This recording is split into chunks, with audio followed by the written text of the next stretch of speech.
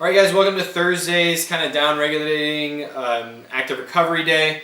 Again, I really encourage people to break this day up into 3 separate chunks instead of doing it all at once. I think it's more beneficial if you do it that way.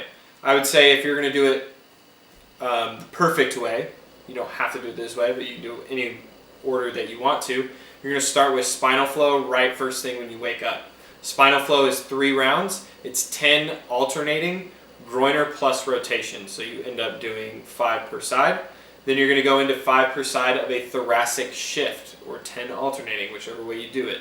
Then you got 2 founders hinges. So that's like 4 different poses where you're taking a breath in each of those poses. That breath should be nice, deep, and controlled. Inhale and exhale. Be patient. Don't try to hurry your way through your breathing there.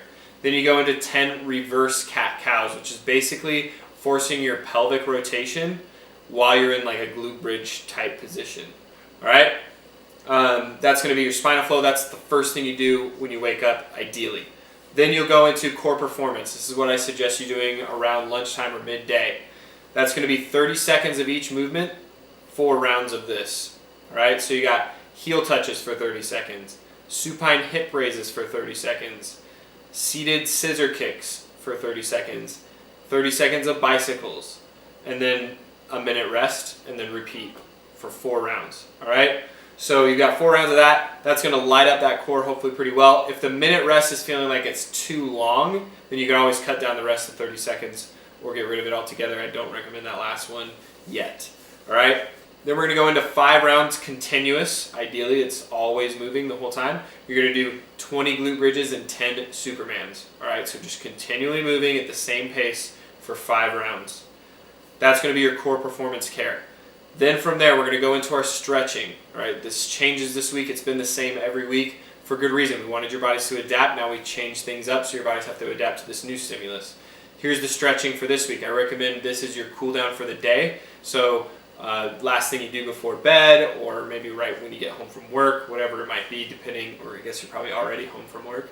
So if you're already home from work, I suggest you do it before bed. You got stretching.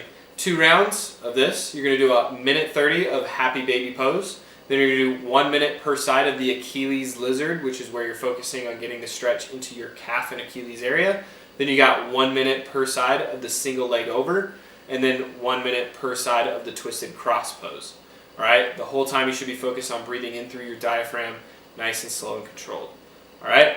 That's going to be your stretching, and that's going to conclude your Thursday. Again, you don't have to do it in that order and in that way, but that would probably be the way that I see the day being the most ideal. So if you can, it probably make you feel the best.